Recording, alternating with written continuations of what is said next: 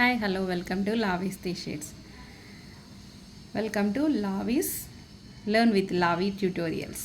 Okay, இன்னைக்கு நம்ம பார்க்க போகிறது வந்து ஒரு சிம்பிள் ஸ்கெட்ச், ஒரு ஸ்டில் லைஃப்னு சொல்லிக்கலாம், இல்லை நேச்சர் ட்ராயிங்னு சொல்லிக்கலாம். பிகாஸ் வந்து நம்ம ஒரு ஆப்பிள் ட்ரீயில் இருக்கிற ஆப்பிள்ஸ் வந்து பார்த்து நம்ம ட்ரா பண்ண போகிறோம். ஒரு இடத்துல வச்சு அதை பார்த்து ட்ரா பண்ணால் நம்ம ஸ்டில் லைஃப் சொல்லுவோம்.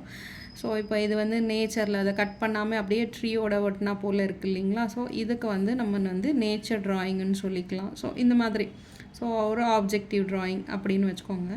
சும்மா ஒரு டூ ஆப்பிள்ஸ் வந்து எப்படி இருக்கும், நம்ம வந்து அதை எப்படி பார்க்கணும், ஸோ அதை எப்படி வந்து பென்சில் ஸ்கெட்ச் வந்து நம்ம ட்ரா பண்ண போகிறோம்,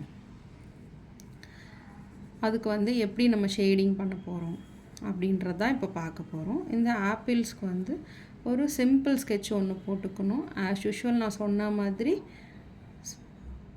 circles, spirals and waves, shading நீங்கள் அடிக்கடிக்கு ப்ராக்டிஸ் பண்ணிங்கன்னா இந்த மாதிரி வரைகிறது ரொம்ப ஈஸியாக இருக்கும். ஸோ நம்ம வந்து ஒரு ஜஸ்ட்டு ஒரு அவுட்லைன் போடுறோம், அதுக்கப்புறம் இதில் வந்து ஷேடிங் பண்ண போகிறோம். ஸோ இதை வந்து நான் எங்கேயோ பார்த்த சப்ஜெக்டாகவே தான் இருக்கும். ஸோ கண்டிப்பாக வந்து நீங்கள் இந்த மாதிரி ரெஃபரன்ஸ் வந்து நிறைய வந்து கூகுளில் கிடைக்கும், பின்ட்ரெஸ்ட்டில் இருக்கும், நம்ம நிறைய ஆப்ஜெக்ட்ஸ் பார்த்துன்னு இருப்போம். ஸோ இயற்கையாகவே நம்ம நிறைய ஆப்ஜெக்ட் வந்து இந்த மாதிரி பார்த்துக்கிட்டு இருப்போம். ஸோ அதிலேருந்து பேஸ் பண்ணி கூட நீங்கள் வந்து வரையலாம். பட் பேசிக்காக நமக்கு புரிய வேண்டியது, தெரிய வேண்டியது என்னன்னா ஹவு டு கம்போஸ். ஒரு சப்ஜெக்ட், ஒரு பேப்பரை எடுத்தோன்னா அதை மீறி வெளியே போகிற மாதிரியோ அதை விட பெருசாக இருக்கிற மாதிரியோ அந்த மாதிரி பண்ணக்கூடாது. சுற்றி ஸ்பேஸ் இருக்கணும். அப்போ தான் அது ஆப்ஜெக்ட் பார்க்கும்போது ரொம்ப அழகாக இருக்கும். யூஸ்வலாகவே நம்ம ஃபோட்டோகிராஃபி இது வந்து ஃபோட்டோ எடுக்கும்போது எப்படி எடுப்போம், ஸோ ரொம்ப அப்படியே ஜூம் பண்ணி ஃபேஸை எடுக்க மாட்டோம் இல்லைங்களா. ஸோ அதே மாதிரி தான். ஸோ நம்ம எப்படி வேணுன்றது அதே மாதிரி என்ன கலருக்கு எந்த அளவுக்கு டெப்த்து கொடுத்தா, எந்த அளவுக்கு வந்து ஷேடிங் பண்ணால் அது அழகாக இருக்கும் அப்படின்றத நம்ம வந்து புரிஞ்சுக்கணும். அங்கே வந்து பிங்க் இருக்கும், எல்லோ இருக்கும். ஸோ ரெண்டுமே வந்து ஒரு மீடியம் டோன். ஸோ அந்த பிங்க்கை வந்து நம்ம எப்படி பண்ணுறது, ரெட்டை எப்படி வந்து இது பண்ணுறது அப்படின்றத நம்ம எப்படி சொல்கிறது சொல்லுங்கள். ஸோ அதே தான். ஸோ அது கொஞ்ச நாள் பழகிற வரையும் கொஞ்சம் கஷ்டமாக இருக்கிற மாதிரி இருக்கும். அது வரையும் நீங்கள் வந்து சப்ஜெக்ட் வந்து எப்படி வரையணும், ஃபஸ்ட்டு வந்து கம்போசிங் ரொம்ப முக்கியம். கம்போசிங் இன் த சென்ஸ் இந்த அவுட்லைன் ட்ராயிங் சொல்கிறேன் இல்லைங்களா, அது. ஸோ அந்த கம்போசிஷன் நல்லா வரும்போது ஆட்டோமேட்டிக்காக வந்து ஷேடிங் வந்து ஈஸியாக நம்மளால் லேர்ன் பண்ண முடியும். ஓரளவுக்கு வந்து இது பண்ண முடியும். நான் வந்து டோன்ஸ் இன்க்ரீஸ் பண்ணுறதுக்கோ டிக்ரீஸ் பண்ணுறதுக்கோ ஜஸ்ட்டு என்னோடய ஹேண்டோட ப்ரெஷர் மட்டும்தான் இன்க்ரீஸ் டிக்ரீஸ் பண்ணின்னு இருக்கேன். பட் எந்த இதுலேயும் நான் டூல்ஸ் யூஸ் பண்ணலை. நீங்களும் டூல்ஸ் யூஸ் பண்ணணுன்ற அவசியமே கிடையாது. அட் த சேம் டைம் எரேசரும் தேவைப்படாது. இப்போ நான் எவ்வளோ நேரத்தில் கம்போஸ் பண்ணேன், ஒரு 2 மினிட்ஸில் 1 மினிட்டில் கம்போஸ் பண்ணியிருப்பேன். நீங்களும் ப்ராக்டிஸ் பண்ணிங்கன்னா ஒரு 5 மினிட்ஸ் 10 மினிட்ஸில் நீங்களும் கம்போஸ் பண்ணலாம். 1க்கு 4 ட்ராயிங் ட்ரா பண்ணுங்கள். அது மேலே இப்போது அந்த ட்ராயிங் ட்ரா பண்ணிங்கன்னா அதை வந்து தப்பாக வருதுன்னா அதை வந்து எரேஸ் பண்ணக்கூடாது. ஸோ அதை விட்டுட்டு திருப்பி அகெயின் ரீடு. ஸோ நான் இதெல்லாம் பண்ணிவிட்டு இந்த இடத்துல வரும்போது தப்பு வந்துச்சு, ஓகே, நோ ப்ராப்ளம். அதை அப்படியே விட்டுட்டு அகெயின் திரும்பி ட்ரா பண்ணுங்கள். அந்த மாதிரி திரும்ப நீங்கள் ட்ரா பண்ணும்போது ஆட்டோமேட்டிக்காக உங்களுக்கு வந்து ஃபஸ்ட் டைம் பண்ணும்போது ஒரு 4 வாட்டி தப்பு பண்ணியிருப்பீங்க, அடுத்த வாட்டி 3 வாட்டி, அதுக்கப்புறம் ஒரே வாட்டி. ஸோ இந்த மாதிரி தானாக ரெக்டிஃபை ஆகிடும். எவ்ரி டைம் நம்ம எரேசர் யூஸ் பண்ணணும், அது கிளியர் பண்ணணும், இது பண்ணணும் அப்படின்றதே கிடையாது. அந்த மாதிரி நீங்கள் ட்ரை பண்ணும்போது எவ்வளோ முடியுமோ அவ்வளோ வந்து லைட்டர் டோனில் ட்ரா பண்ணிக்கோங்க. அந்த மாதிரி லைட்டர் டோனில் ட்ரா பண்ணும்போது ஆட்டோமேட்டிக்காக வந்து சப்போஸ் நீங்கள் வந்து அந்த லைன்ஸு தப்பாகவே போட்டிருந்தா கூட உங்களுக்கு ஆட்டோமேட்டிக்காக வந்து என்ன ஆகும்னா ரெக்டிஃபை ஆகிடும். நம்ம ஷேடிங் பண்ணும்போது ஆட்டோமேட்டிக்காக அதை மர்ஜ் பண்ணி ரெடி பண்ணி கொண்டு வந்துடலாம். ஆனால் லைட்டர் டோனில் பண்ணணும். அதே மாதிரி அப்படியே ஒரு மாதிரி திக்காக வந்து லைன் ட்ரா பண்ணக்கூடாது. இந்த இடத்துல இது வந்து நமக்கு ஷேடிங் வரும் அப்படின்றதுனால நான் வந்து திக்காக ட்ரா பண்ணுறேன், டார்க்காக ட்ரா பண்ணுறேன். ஸோ இந்த இடத்துல ஒரு பல்ஜ் இருக்குது, ஸோ அந்த இடத்துல நமக்கு வந்து டார்க்னஸ் வராது அப்படின்ற நினைக்கிற பட்சத்தில் நம்ம வந்து கொஞ்சம் லைட்டர் டோனில் தான் ட்ரா பண்ணணும்.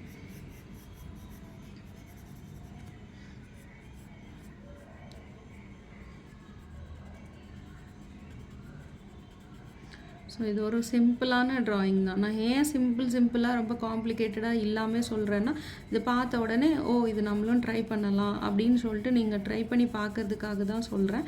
ஸோ அந்த மாதிரி பண்ணும்போது ஃபஸ்ட்டு சிம்பிள், அதுலேருந்து கொஞ்சம் டஃப், அப்புறம் நல்ல டஃப்பாக இருக்கிற சப்ஜெக்ட், இந்த மாதிரி கொஞ்சம் கொஞ்சமாக நம்ம வந்து ஒர்க் இன்க்ரீஸ் பண்ணிக்கிட்டே போகலாம்.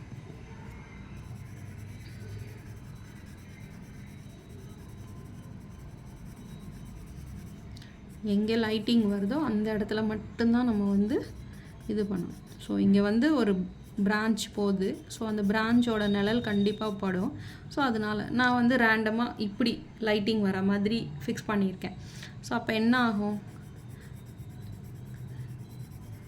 இப்படி தான் இருக்கும். கண்டிப்பாக வந்து இந்த இடத்துல வந்து நமக்கு லைட்டிங் படும்போது அந்த 2 ஆப்ஜெக்ட் இது பண்ணி காமிக்கும்போது ஆட்டோமேட்டிக்காக நம்ம, ஸோ நான் இங்கே டெப்த்தை காமிச்சிட்டதுனால இங்கே வந்து லைட்டிங் காமிக்கிறேன்றது கிடையாது. இங்கே வேணும்னா உங்களுக்கு டெப்த்து தெரிஞ்சதுன்னா நான் ஏற்கனவே சொன்ன மாதிரி இந்த மாதிரி குட்டியாக ஒரு லைன் விட்டுட்டு நீங்கள் வந்து ஷேடிங் பண்ணலாம். உங்களுக்கு மீடியம் டோன் வேணும், அது வந்து முன்னாடி இருக்கிற ஆப்பிளோட டெப்த்தோட மிக்ஸ் ஆகிடுறது அப்படின்னும்போது இந்த மாதிரி குட்டி லைன், ஒரு பேசிக் லைன். ஸோ இதை யூஸ் பண்ணிவிட்டு தாராளமாக நீங்கள் வந்து ஒர்க் பண்ணலாம். பட் அது கண்டிப்பாக விடணும். அதர்வைஸ் வந்து ரெண்டும் சேர்ந்து ஒரே ஆப்பிள் மாதிரி ஒரு மாதிரி மொத்தையாக இருக்கிற மாதிரி தெரியும். அதே மாதிரி ஆப்பிளோட ஷேப்புக்கு ஏற்ற மாதிரி நான் பென்சிலை வந்து இப்படி பண்ணுறேன் பாருங்கள். அப்புறம் இங்கே பண்ணும்போது இப்படி பண்ணுவேன். ஸோ இங்கே பண்ணும்போது இப்படி, இங்கே வந்து ஒரு ஹைலைட், ஏன்னா ஒரு பல்ஜான ஒரு ஏரியா, இந்த இடத்துல ஒரு ஹைலைட் காமிக்கும் போது ஆட்டோமேட்டிக்காக வந்து உங்களுக்கு வந்து அதோட ஷேப், அந்த ஸ்பியரோட ஷேப் வந்து வந்துடும். அழகாக நம்ம ஸ்பியர், சர்க்கிள், இதெல்லாம் சர்க்கிள் வந்து 2D, ஸ்பியர் வந்து 3D. ஸோ இந்த மாதிரி நீங்கள் வந்து ப்ராக்டிஸ் பண்ணிக்கிட்டே வந்தீங்கன்னா ரொம்பவே ஈஸியாக வந்து ஆர்ட் கற்றுக்கலாம். என்னைக்கு வந்து நீங்கள் ட்ராயிங்கில் வந்து பர்ஃபெக்டாக இருக்கிறீங்களோ என்ன மீடியம் வேணாலும் யூஸ் பண்ணிவிட்டு உங்களால் வந்து பெயிண்டிங் வந்து பண்ண முடியும். என்ன பெயிண்டிங்கோட மீடியம் தாங்க வந்து நமக்கு வந்து கற்றுக்கிறது வந்து கொஞ்சம் புதுசாக இருக்கும். பட் ட்ராயிங் வந்து நீங்கள் பர்ஃபெக்டாக இருக்கணும். அப்போ தான் என்ன மீடியம் யூஸ் பண்ணிவிட்டு பண்ணாலும் ஈஸியாக பண்ணலாம். நிறைய பேருக்கு வந்து ட்ராயிங் பண்ண வராது, அந்த மீடியம் அழகாக யூஸ் பண்ணிவிடுவாங்க. பட் அந்த ஸ்கெட்சு நீங்கள் நினச்சது பண்ணணும், யாராவது ஒருத்தர் பண்ணதை பார்த்துட்டு நீங்கள் பண்ணும்போது ஆட்டோமேட்டிக்காக அழகாக பண்ணிவிடுவீங்க. திருப்பி ஒரு புது ஸ்கெட்ச் நீங்களாக வந்து க்ரியேட் பண்ணணுன்னும் போது உங்களுக்கு வந்து லேக் ஆகும். அதை ஏன் லேக் ஆகுதுன்னா, என்கிட்ட வர அத்தனை ஸ்டூடெண்ட்ஸ்க்கும் வந்து அது என்ன ஏஜ் குரூப்பாக இருந்தாலும் என்னைக்கு அவங்க ட்ராயிங்கில் வந்து பர்ஃபெக்டாக இருக்கிறாங்களோ, என்னைக்கு ட்ராயிங் வந்து பர்ஃபெக்டாக பண்ணுறாங்களோ, அப்போ வந்து நான் ஒரு டியூட்டரே தேவைப்படாதுங்க. அவங்களுக்கு ஈஸியாக வந்து தானாக வந்து அந்த மீடியமை யூஸ் பண்ணிவிட்டு அந்த ட்ராயிங்கை க்ரியேட் பண்ணிவிட்டு போய்கிட்டே இருப்பாங்க. ஸோ என்றைக்கு வந்து நமக்கு வந்து ஈஸியாக ஒர்க் பண்ணணும், நம்மளால் எதை நினச்சாலும் ஒர்க் பண்ணணும் அப்படின்னு வந்து நம்ம நினைக்கிறோமோ அதுக்கு ட்ராயிங் தான் ரொம்ப தேவை. அதனால தான் வந்து நான் வந்து ஃபுல் டியூட்டோரியல்ஸ் வந்து ட்ராயிங்காகவே இருக்குது. அதுவுமே ஷேடிங்கோட. மேபி வந்து இது வந்து எப்போவுமே பார்க்குற ஆப்ஜெக்ட் மாதிரி ட்ராயிங்ஸ் மாதிரியே இருந்தாலும் கலர்ஃபுல்லாக இல்லைன்னாலும் ஏன் இப்படி நம்ம சொல்லி கொடுக்குறோன்னா, கற்றுக்கிறது வந்து இதை கற்றுக்கிட்டிங்கன்னா அதுக்கப்புறம் இது கலரில் பண்ணும்போது இந்த லைட்டிங், ஷேடிங் எல்லாமே உங்களால் வந்து ஐடென்டிஃபை பண்ண முடியும். ஸோ அப்போ என்ன ஆகும், ட்ராயிங் பர்ஃபெக்டாக இருக்கும்போது சப்ஜெக்ட் வந்து கலர் கொஞ்சம் முன்ன பின்ன கொடுத்தாலும் அழகாக இருக்கும் பார்க்கும்போது. அதுக்காக தான் சொல்லி கொடுக்குறது. ஸோ இது ரொம்ப முக்கியம்.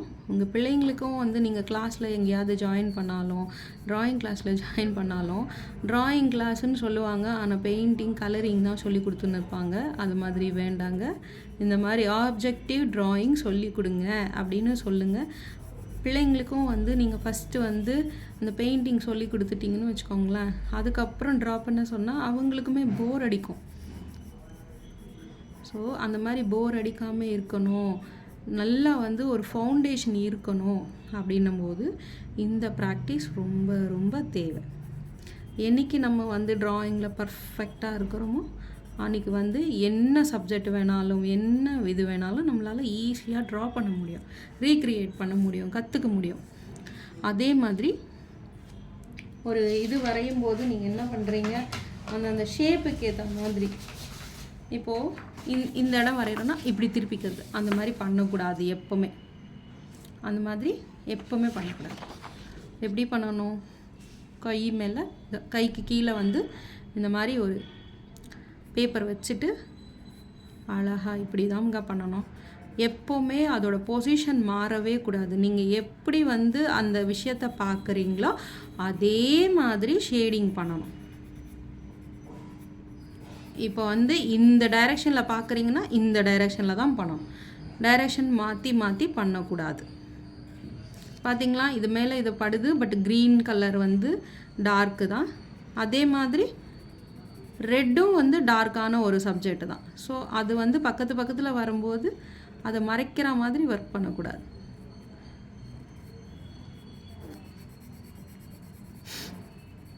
ஸோ இந்த மாதிரி ஷேடிங் பண்ணணும். நான் எங்கேயுமே ஸ்மூத் ஷேடிங், ரியலிஸ்டிக் ஷேடிங் சொல்லவே இல்லை.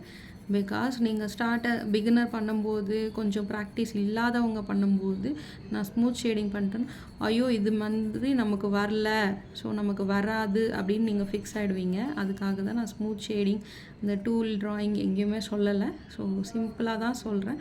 சிம்பிளாகவே நீங்கள் தாராளமாக ட்ரை பண்ணலாம்.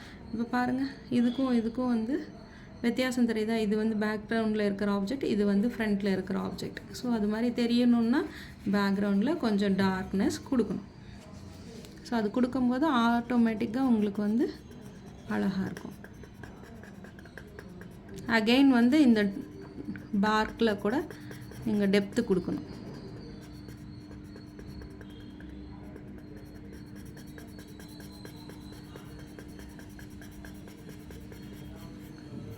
அதே மாதிரி ஒரு கோடு போட்ட மாதிரி விடாத, அப்படியே சும்மா அப்படியே ஸ்கெட்ச் பண்ணும்போது அப்படியே விட்ட மாதிரி விட்டுடுங்க. ரொம்ப அழகாக இருக்கும் பார்க்குறதுக்கு.